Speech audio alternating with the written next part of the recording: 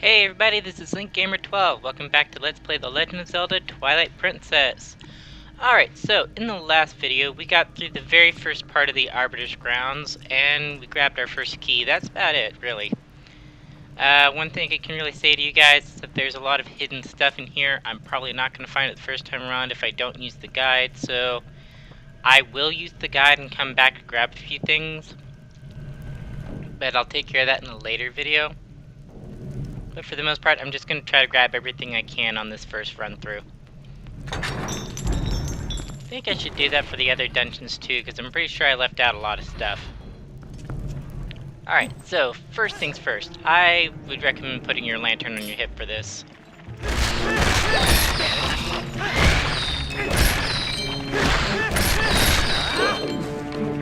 As the dead climb out of the sand. I swear these guys probably have some sort of backstory, like, as the prisoners of this place, they I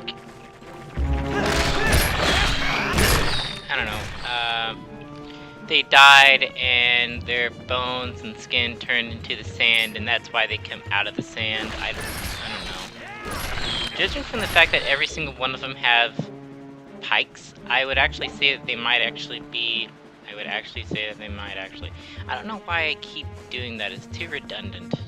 Anyway. But I would say that they might actually have been the guards, and why do I keep doing this? I always leave one out. There. Alright.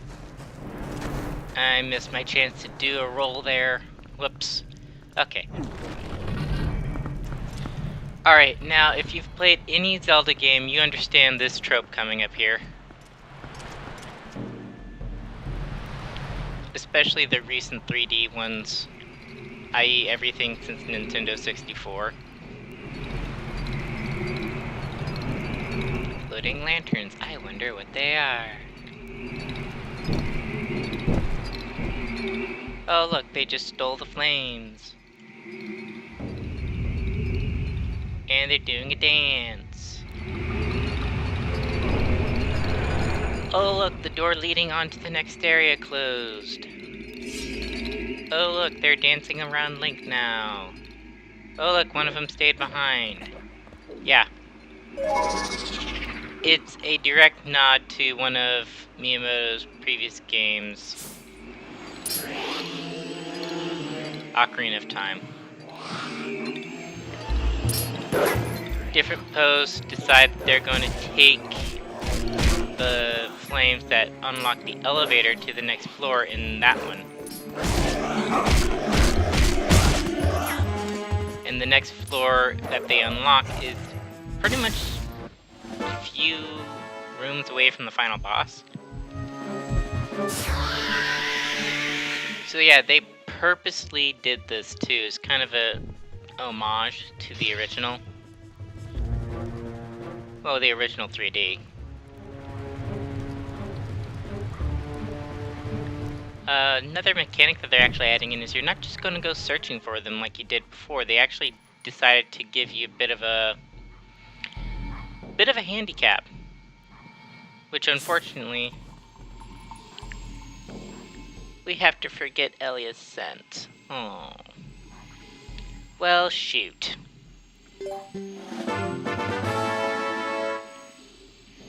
Also, sad thing about this, you're not able to use this outside of this dungeon. It's that bad, really. Alright, so first things first. We look through here and we can see that different ones went to different places. Top right or top left if you're playing on the Wii went down to the lower level of that area.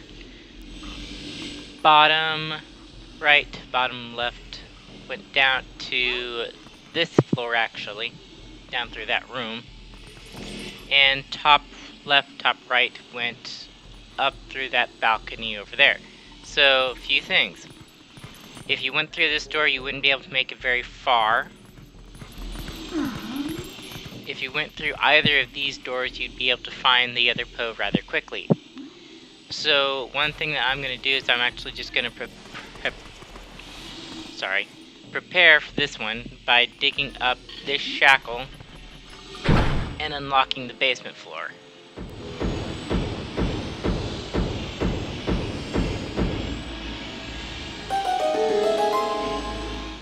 In case any of you guys are wondering, at this point in time, Breath of the Wild has been out for quite a while, and I really want to play it. The issue is that I basically promised myself that I wouldn't play it until I finished doing the Let's Play for Twilight Princess.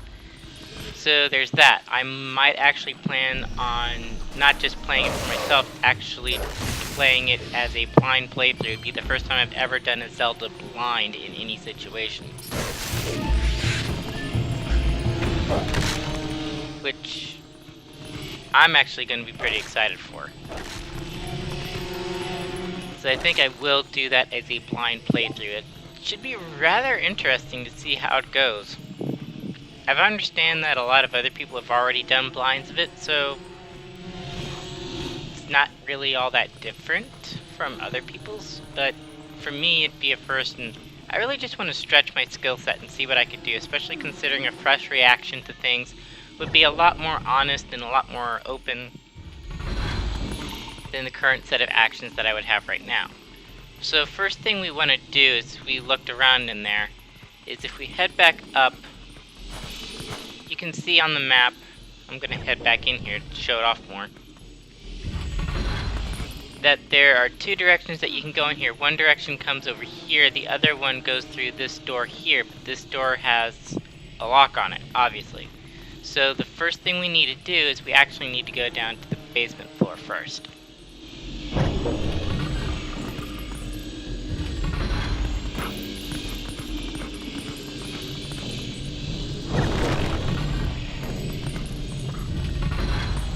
If I remember right, there are, yep, baubles. So these are a few of the enemies that I can actually remember the names of. Baubles are just basically floating skulls. They have wings or flames or auras, depending on the game that you're playing. They're pretty annoying considering the fact that if you don't kill them right off the bat, then you'll just drop their wings or their aura and they'll bounce around and be a little bit more difficult to hit. Weapons that can easily take them down in human form, arrows, jump slash, spin attacks, the basics, but in wolf form it's just best to use your homing attack, because otherwise you're just going to make them bounce around. And if they fall into a group of regular skulls, then... oh dear! Oh dear! This creature, in the older versions of the games, this creature used to be called a Re-Dead. It is a very, very creepy creature to deal with. I don't like it. I hate it very much. It's very reminiscent of old zombies and mummies, but the worst part about it is it has a banshee's wail, and that's just, it's really bad. It freezes you in your step. You can't move for like 3 seconds, and oh, I hate these things so much.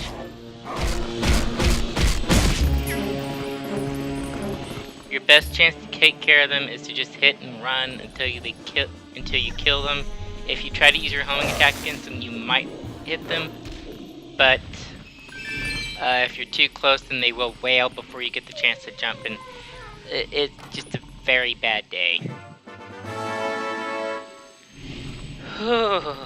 Okay. Sorry, I had to get that off my chest. I really don't like those things. They're a lot like spiders, to be honest. I don't like spiders. I really just... a lot of the stuff from Twilight Princess is very reminiscent of Ocarina of Time, and it's very creepy just to drudge up those old fears that you'd have. In Ocarina of Time, there is a boss that I dreaded facing, which is kind of sad because it was one of the easiest bosses you could face in there. And the reason why is just because I was young when I first played the game. I was probably like 5 or 6 years old, and it scared the hell out of me. After I got past a couple of bosses, when I learned how to play, it's a lot different. Okay, so first thing you'll notice, I recommend killing the baubles first. See what I meant when they would just hop around?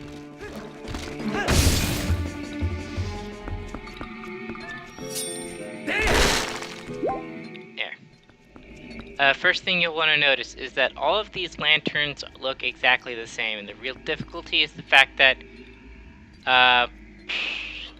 one of them is slightly different from the others. I wonder which one it is.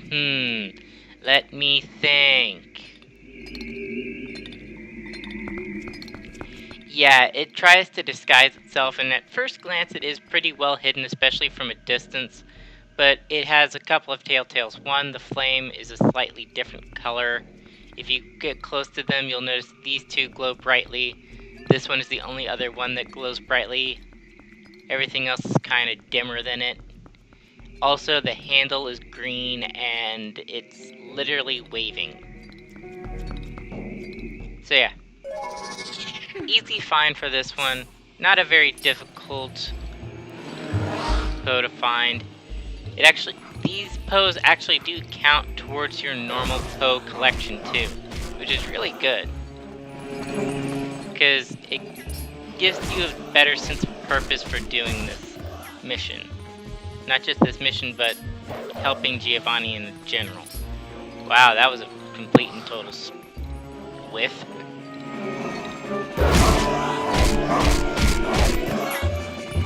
And we gotta go through this entire ordeal again.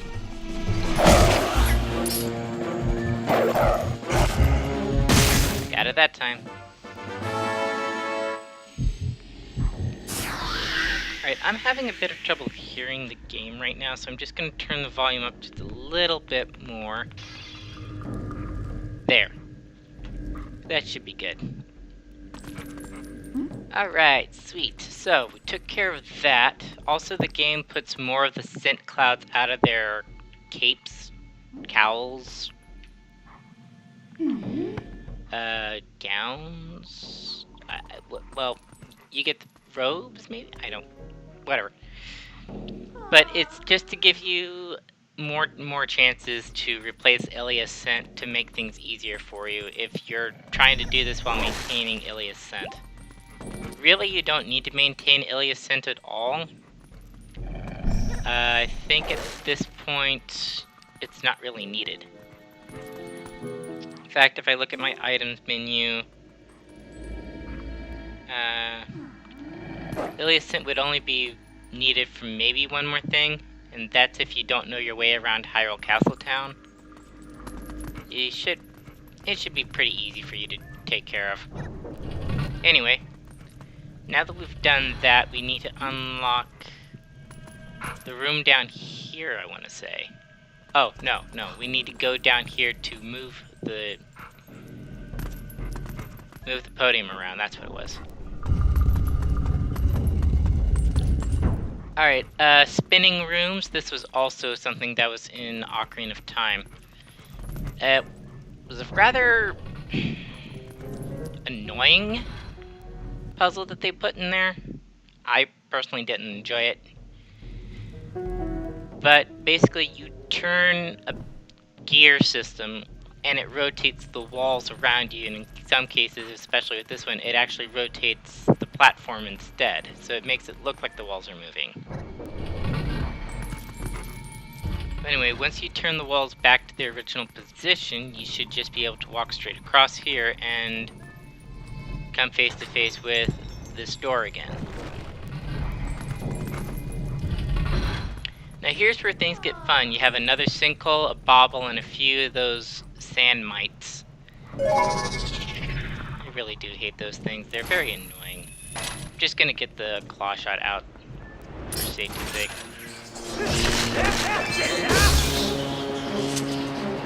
Die. Thank you. You can keep that heart. I don't need it. Ooh. That was a close one. Alright, one thing to note, while you're in wolf form, you can actually see some of these spikes if you're in the right location.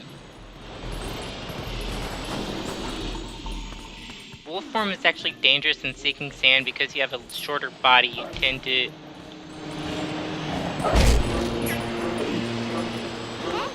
Seriously, you don't sink? Hey. But because you have a lower body, you tend to sink faster, obviously. It makes it a bit difficult for you.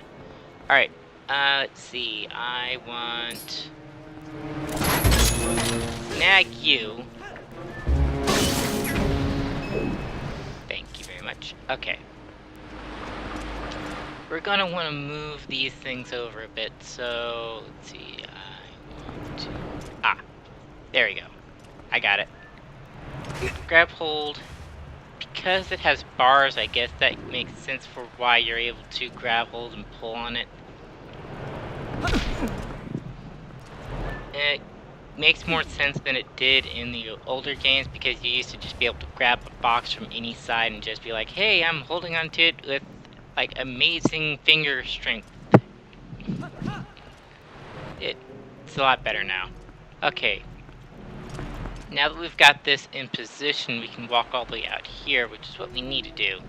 Because that chandelier will not be high enough if we only went this far away.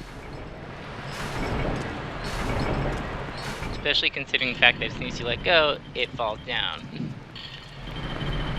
Alright, so let's walk this back out. I think, if I remember right...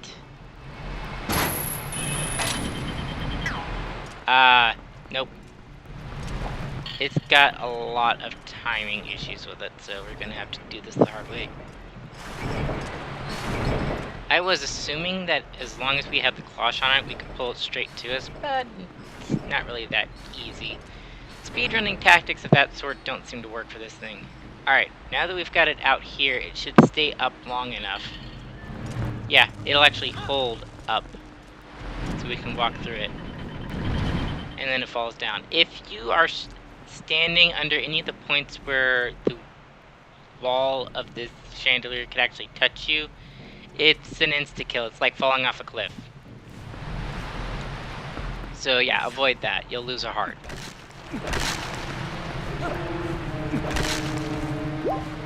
Speaking of which... go away.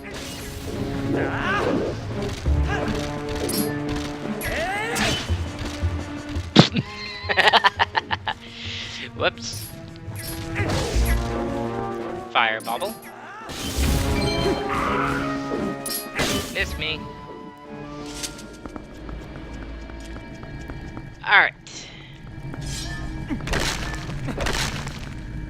I've often wondered, what is... oh, it's a mummy. Okay. Okay, let's see. Seems safe enough.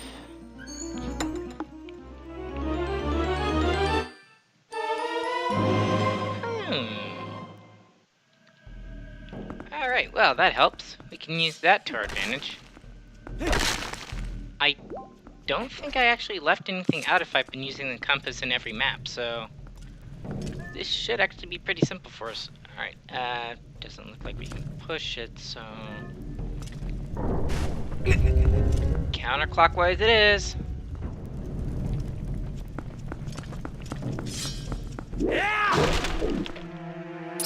Shoot! Nope. Avoiding you.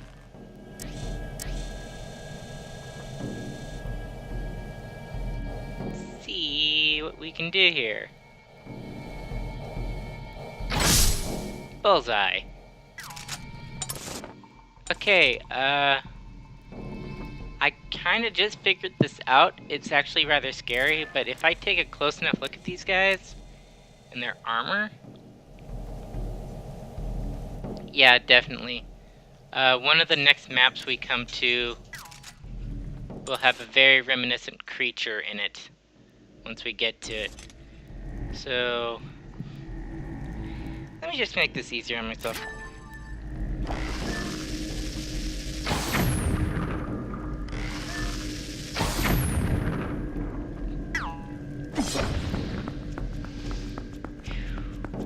Good thing is that every time you kill those things, they drop rupees. Like red rupees every time. Really useful for grinding up money if you need it. Really dangerous to do so, though. Oh, well, that's useful.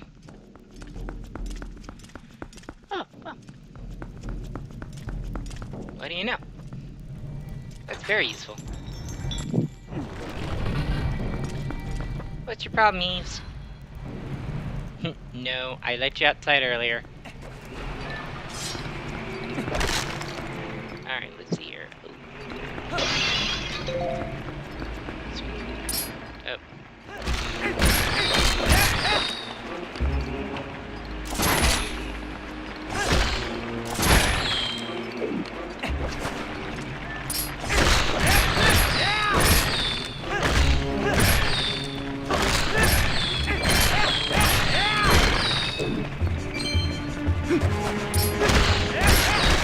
Oh, no, no, no, no, no.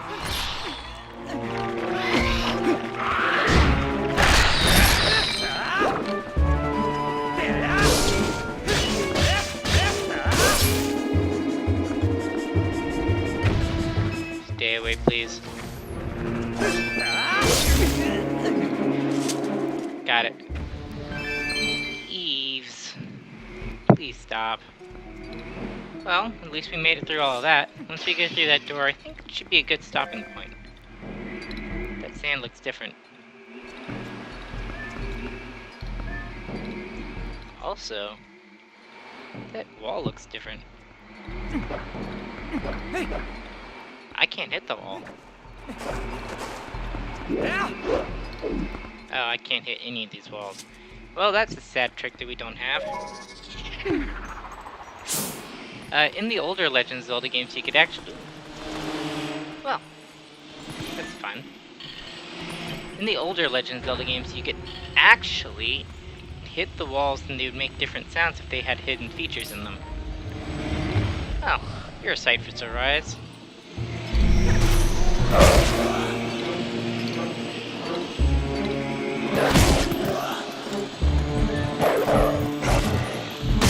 Take that. Thank you very much.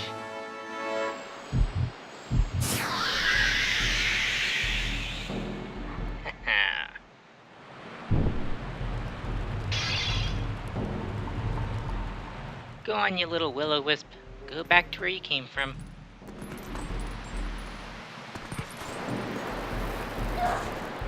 Oh yeah, sinking sand. Not dealing with that. Nope. Alright, well, that took care of everything we needed to take care of here. So, on to the next room.